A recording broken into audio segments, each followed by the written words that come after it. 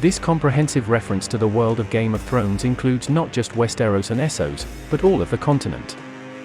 It also includes the unexplored areas to the east and south that haven't been included in even George R.R. Martin's works. Now, we'll examine each location in detail, explaining why it matters for the program and what further mysteries it may conceal. To the north. The north is the most extensive unbroken territory in Westeros, yet it also has the fewest people. The Starks have been the wardens of the north from their base at Winterfell for about 8,000 years.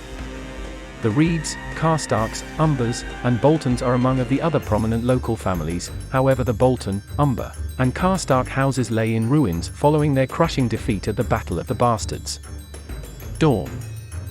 Dorne, the southernmost peninsula of Westeros, is known for its distinct and progressive culture compared to the rest of the continent. They openly celebrate sexual liberties and accept children born out of wedlock. This is a look into the social schisms that exist among the Westerosi people, and may be traced back to the fact that House Martell of Dorne was never subjugated by House Targaryen in Game of Thrones. The extent. Located in the heart of Westeros, the Reach is home to some of the best agriculture in all of the continent and has traditionally been governed by House Tyrell. Castle Highgarden, which was formerly inhabited by the Tyrells until Season 7 of Game of Thrones, serves as the organization's center of government. Western Europe.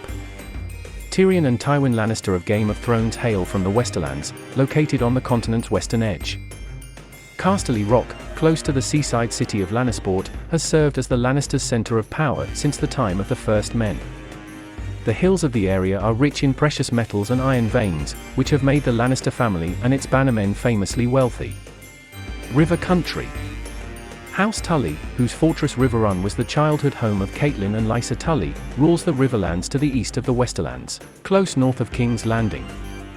The Riverlands played a significant role in the Targaryen civil war in House of the Dragon, and they were also the primary battlefield during the War of the Five Kings between the Tullys and the Lannisters in the first season of Game of Thrones. Location: the Stormlands. The Stormlands, which were an important strategic point during Aegon Targaryen's invasion, are located to the south of King's Landing and are bounded by the Dornish Sea to the south. During Aegon I's invasion, the Baratheons seized control, and they've been reigning from their seaside stronghold Storm's End ever since. The fortress, and the area it dominates on the south coast of Westeros were both given their names in honor of the violent weather that often strikes the area. Ascension Valley. The Vale, like Dorne, stands apart from the rest of Westeros because of its remote location. Situated to the northeast of the Riverlands and to the south of the Neck, it is completely shut off from the rest of Westeros by the Mountains of the Moon and is nearly unreachable by land during the long, harsh winter. The Isles of Iron. 7 islands lie to the north of Casterly Rock, off the western coast of Westeros. House Greyjoy runs things from Castle Pike. They have a stellar reputation on the high seas. They are the largest cultural outlier in Westeros. The Crownlands. King's Landing, Blackwater Bay, and the Fortress of Dragonstone make up the Crownlands, which are culturally distinguished as the capital of the continent due to the prominence of King's Landing. The first season of House of the Dragon focuses heavily on this region since it was the launchpad for Aegon I's invasion of Westeros.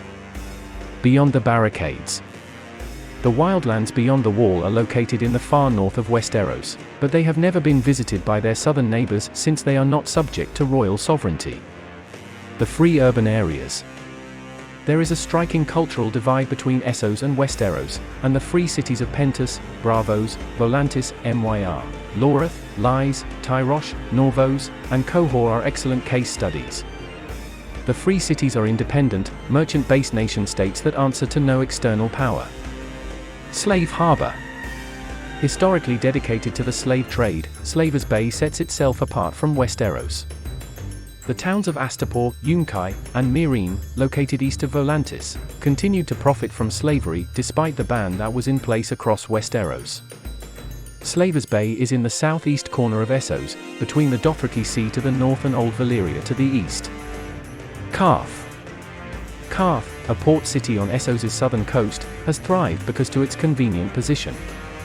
It is strategically located on a major commerce route and is shielded from Dothraki invasion by the desert of the Red Waste to the north. Sea of Dothraki. The Dothraki Sea is the biggest semi-continuous territory in Essos and is also known as the Vast Grass Sea. Consisting mostly of grassland terrain, it covers a massive region of inland Essos, spanning across thousands of miles in all directions and bounded by the Free Cities to the west and the Red Waste to the east. The Peninsula of Valyria.